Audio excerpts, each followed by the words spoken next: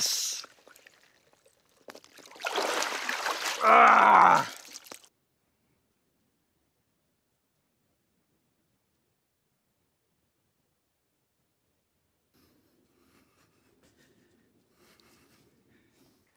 Ja vás pozdravujem z tohoto miesta.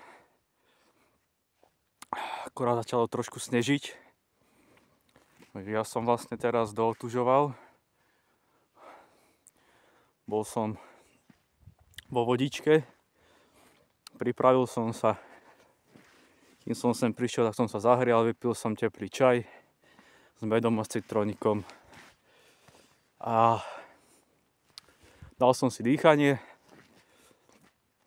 Pomaličky som sa vyzliekol, som do vodičky, sústredil som sa na pomalé a plynulé výdychy, čo vlastne mi zaručí to, že som mal prázdnu myseľ, prázdnu hlavu. Takže žiadne panikárenie a rôzne takéto anomálie. To ku otužovaniu nepatrí. Takže pozdravujem vás.